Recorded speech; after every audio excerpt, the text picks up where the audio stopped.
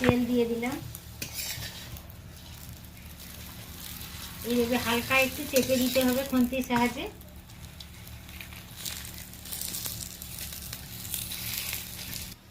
এই দেখুন উপরটা কিছুটা ব্রাউন কালার হয়ে গেছে আর ভেতরটা কিন্তু নরম রয়েছে। হয়ে গেছে, রেডি হয়ে গেছে। এবার আমি তুলেও নিচ্ছি। এই দেখুন কত সুন্দর। চলো মল্লিকা, মল্লিকা চলে এসো। নমস্কার বন্ধুরা, কেমন আছেন সবাই?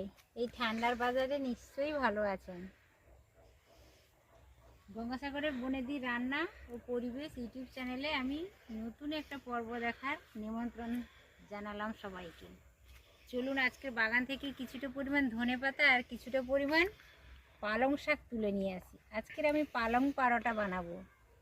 তো পালং পরোটা তো শীতকালে আলুর পরোটা, পালং পরোটা, লুচি, পুরি এগুলো তো সবাই আমরা খেতে ভীষণই পছন্দ করি, কম বেশি সবাই।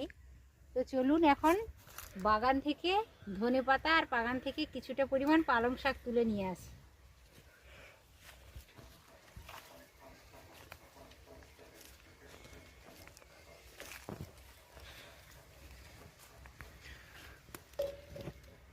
ছোট একটা ব্রকলি হয়েছে বন্ধুরা। ফুলকপি, ওলকপি, বাঁধাকপি, ব্রকলি সব কিছু লাগিয়েছিলাম, কিন্তু খুব একটা ভালো হয়নি।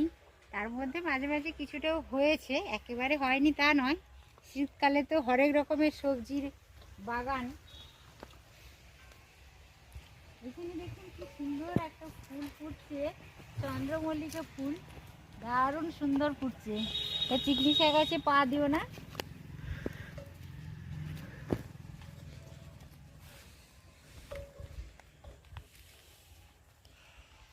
এটা হচ্ছে পালং শাক, বেশ সুন্দর হয়েছে, নরম কচি পালং শাক। এখান থেকে আমি কিছুটা একটা দা এনেছি, কেটে নেব। কাটার পরে বেছে নেব, বাছার পরে পরোটাটা বানাবো। বাগানের শাক, দারুণ টেস্টি, কম সারে তৈরি।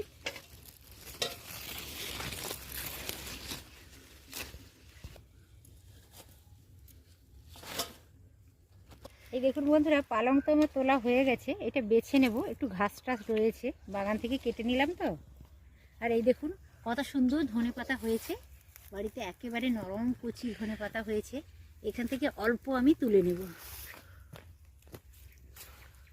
পালং পরোটা একটু ধনেপাতা দিলে বেশ মন্দ হয় না বন্ধুরা, একবার এইভাবে ট্রাই করে দেখুন। আমার মতো একটু ধনেপাতা আর একটু পালং দিয়ে যদি পরোটা বানানো যায়, অসাধারণ লাগে বন্ধুরা। খুব একটা বেশি দেবো না, অল্পই দেবো। দারুণ সুন্দর একটা স্মেল আসে, খেতে ভীষণ ভালো লাগে। এই দেখুন বন্ধুরা, আমার বাগান থেকে পালং শাক তুলে নিয়ে চলে এসেছে, একেবারে নরম পালং শাক। আমি আগে বলেছিলাম আজকে পালং পরোটা বানাবো। উনানে দেখুন একটা কড়াইতে কিছুটা পরিমাণ জল বসিয়ে দিয়েছি। জলটা হালকা গরমও হয়েছে। আমাদের বাড়িতে ছোট্ট ম্যাওপুষি হয়েছে, দেখুন বন্ধুরা, একেবারে ছোট্ট ম্যাওপুষি হয়েছে। প্রচুর ঠান্ডায় ও চলে এসছে উনানের পাশে গা গরম করার জন্য। তো শাকটাকে আমি জলের মধ্যে, গরম হয়ে গেছে জলটা, জলটার মধ্যে দিয়ে দিলাম। হালকা একটু নেতিয়ে যাবে, বেশি সময় রাখবো না গরম জলে, অল্প একটু সময় রেখে তারপরে নামিয়ে নেব।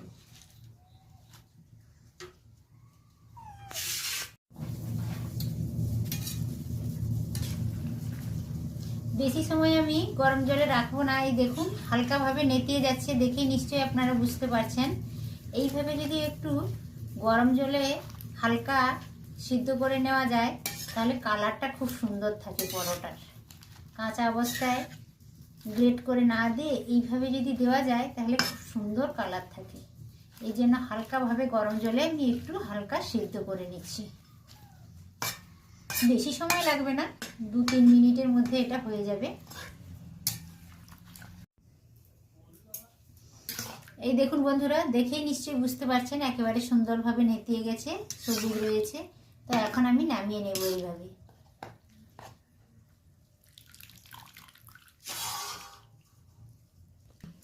এই দেখুন বন্ধুরা, আমি আমার পরিমাণ মতো নিয়েছি আমার বাগানেরই শাক।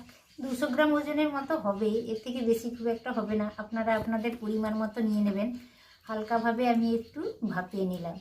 এবার পরের স্টেপ হচ্ছে এইভাবে দেখুন, আমি জলটাকে একটু চিপে হাতের সাহায্যে বের করে দিচ্ছি, আর একটা মিক্সির বড় জারটাতে করে নিয়ে নিলাম।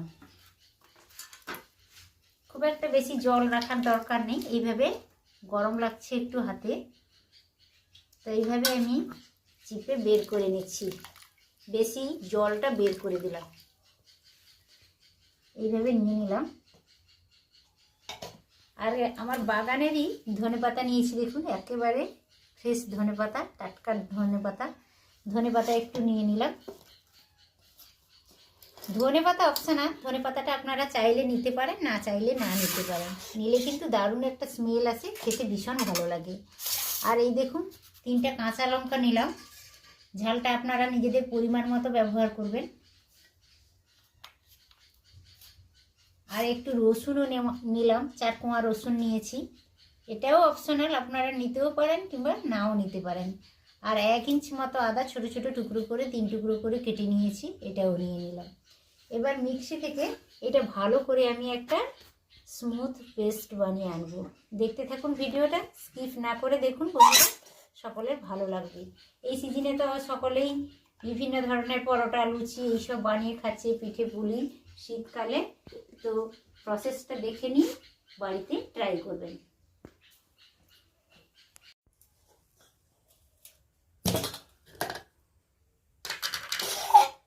এই দেখুন বন্ধুরা, পালং আর ধনে পাতার পেস্ট বানিয়ে এনেছি। এটা এখন সরিয়ে রাখলাম। এদিকে দেখুন একটা ময়দা, এটা আমি ময়দার আটা দুটো মিলেই পালং পরোটাটা বানাবো আজ। আপনারা চাইলে শুধু ময়দাতেও করতে পারেন, না হলে আটাতেও করতে পারেন, কিন্তু আমি একটু হেলদি করার জন্য আটা ময়দা দুটোই মিক্সড করে করলাম।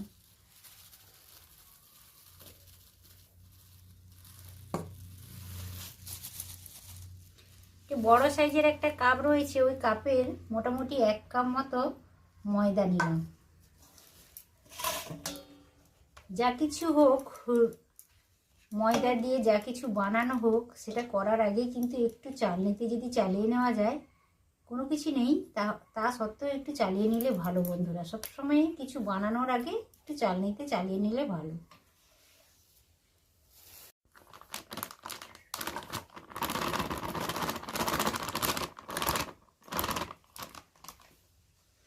এক কাপ নিলাম আটা, এটাও একটু চালিয়ে নেব। আটা ময়দা একটু হাত দিয়ে মিশিয়ে নিলাম। আপনারা পরিমাণ অনুসারে নিয়ে নেবেন। শুধু আটাতেও এটা বানানো যায়, শুধু ময়দাতেও বানানো যায়, কিন্তু আমি আটা ময়দা দুটো মিশিয়ে বানালাম।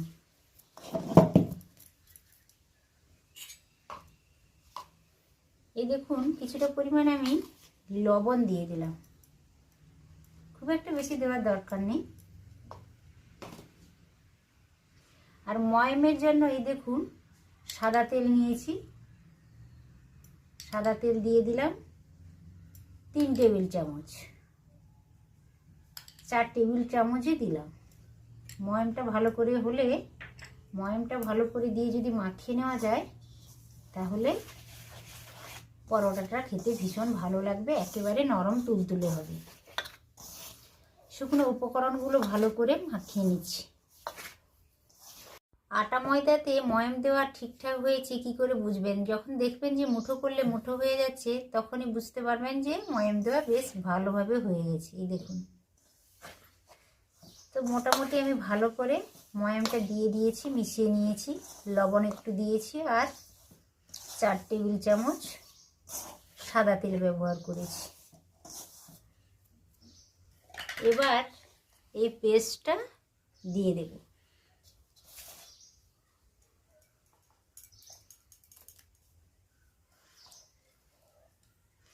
শীতকালে বন্ধুরা পালং পরোটা না খেলে আফসোসই থেকে যাবে।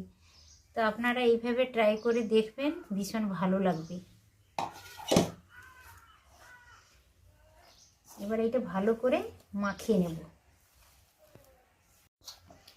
একটু জল লাগবে, এই মিক্সির জারটা ধুয়ে অল্প অল্প করে জল দিয়ে দিচ্ছি। একসাথে কিন্তু দেবেন না বন্ধুরা, তাহলে নরম হয়ে যেতে পারে।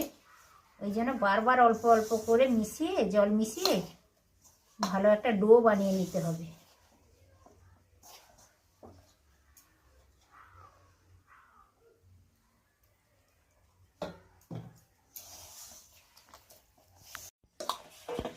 দেখুন বন্ধুরা,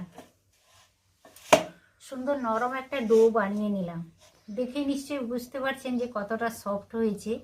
এই ডোটা যত সফট হবে পরোটাটা ততই খেতে ভালো লাগবে। তো এটা 30 মিনিটের জন্য রেখে দেওয়া খুবই জরুরি। আটা ময়দা যে কোনো কাজে ব্যবহার করতে হলে সেটা মাখিয়ে যদি কিছু সময়ের জন্য রেস্টে রেখে দেওয়া যায় তাহলে ভালোভাবে সেট হয়ে যায় আর ডোটা যথেষ্ট নরম হয়। তাতে করে যে কোনো জিনিস বানাবেন সেটা কিন্তু খেতে খুবই ভালো লাগবে। তো এখন আমি একটা ঢাকনা চাপিয়ে দিলাম। 15-20 মিনিট অন্তত, হাতে বেশি সময় নাও থাকে যদি, তাহলে 15-20 মিনিট এইভাবে একটা ঢাকনা চাপা দিয়ে রেখে দিলে খুবই ভালো হয়। তো কিছু এই দেখুন বন্ধুরা, ডোগুলোকে আমি লেচি করে নিয়েছি। একেবারে নরম হয়েছে, খুব সফট হয়েছে, দেখেই নিশ্চয়ই বুঝতে পারছেন। লেচি বানিয়ে নিয়েছি, 16 পিস হয়েছে। এবার আমি এইগুলোকে একটু বেলনির সাহায্যে বেলে নেব, তারপর ভেজে নেব। তো অল্প একটু ময়দা ছড়িয়ে দিলাম।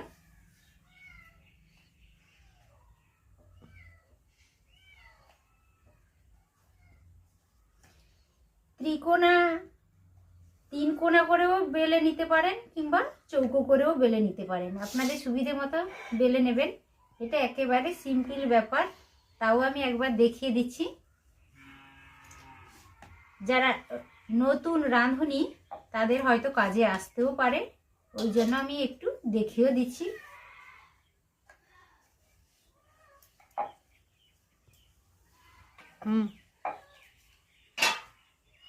এই দেখুন, আমি প্রথমত একটা 3 কোণা ভাবে করে দেখিয়ে দিচ্ছি। এইভাবে বেলার পর আমি মুড়ে নিয়েছি, দেখতেই পাচ্ছেন 2 ফোল্ড করে নিয়েছি। এবার এইভাবে মুড়ে নিলাম।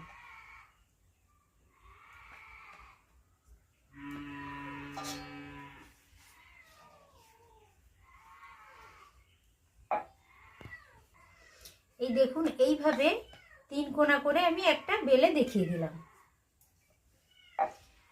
এরপর এটা রেখে দিচ্ছি থালাতে। এরপর একটা চৌকো বেলেও দেখিয়ে দিচ্ছি আপনাদের সুবিধের জন্য। এটা তো সিম্পল ব্যাপার, সবাই জানে, তাও যারা নতুন রাঁধুনি হয়তো শিখছে, করতে ইচ্ছে, তাদের সুবিধার জন্য দেখিয়ে দিচ্ছি। এই দেখুন, গোল করে আমি এটা বেলে নিলাম। এবার এটা এইভাবে রেখে দিলাম, এটা এইভাবে রেখে দিলাম। তারপর এই পাশ থেকে হালকা করে এইভাবে মুড়ে নিলাম। সেমভাবে এই পাশ থেকেও হালকাভাবে মুড়ে নিলাম। এই দেখুন, এইটা এবার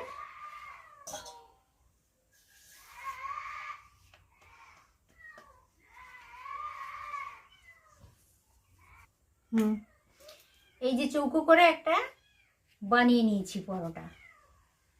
আপনাদের সুবিধে মতো, পছন্দ মতো করে নিতে পারেন। ত্রিকোণা করে করতে পারেন, চৌকো করে করতে পারেন, কিংবা রাউন্ড সাইজের গোল করেও বানিয়ে নিতে পারেন। এইভাবে কিন্তু সবগুলো আমি একইভাবে বেলে নেব।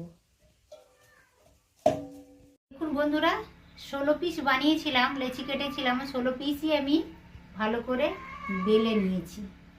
3 কোণা করে বেলেছি, দুটো চৌকো করে বেলে নিয়েছি, আর সবগুলোই 3 কোণা করে বেলে নিয়েছি। এবার কড়াইটা গরম হতে দিয়েছিলাম, আমি কড়াইতে করছি। আপনারা চাইলে ফ্রাইং প্যানেও করতে পারেন গ্যাসে, আমি উনানে করছি বলে কড়াইতে করছি। আপনারা আপনাদের সুবিধে মতো করবেন বন্ধুরা।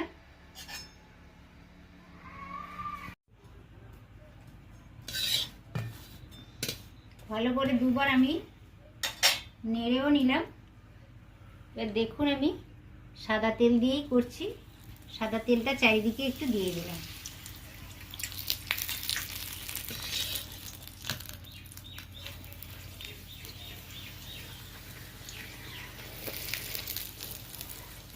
এইভাবে খুন্তির সাহায্যে একটু চেপে চেপে দিলে বেশ ভালো হয়।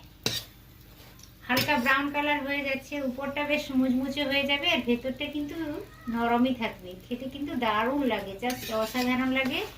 এই সিজনে পালং শাক পাওয়া যাচ্ছে, অবশ্য আপনারা ট্রাই করুন আর কেমন হয়েছে আমাকে অবশ্য জানাবেন। দেখুন উপরেরটা একেবারে মুচমুচে হয়ে গেছে, কত সুন্দর, আর ভেতরটা কিন্তু নরম রয়েছে। একটা রেডি হয়ে গেল। এই দেখুন একটা চৌকো একটা বানিয়েও আমি দেখাচ্ছি।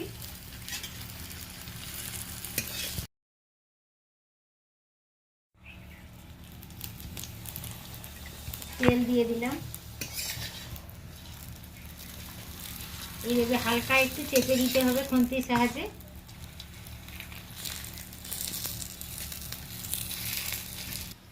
এই দেখুন উপরটা কিছুটা ব্রাউন কালার হয়ে গেছে আর ভেতরটা কিন্তু নরম রয়েছে।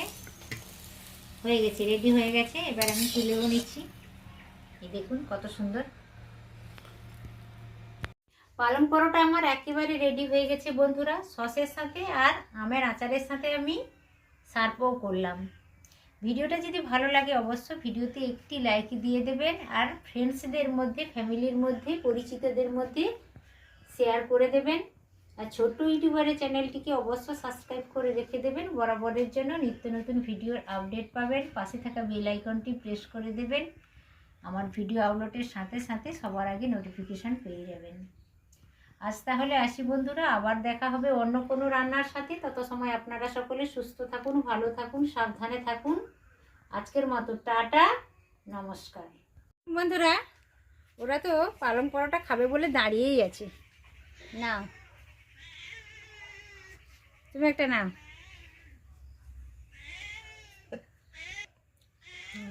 দারুণ। বিড়ালটাকে একটু দাও কেটে, বিড়ালটাও চলে এসছে খাবে বলে।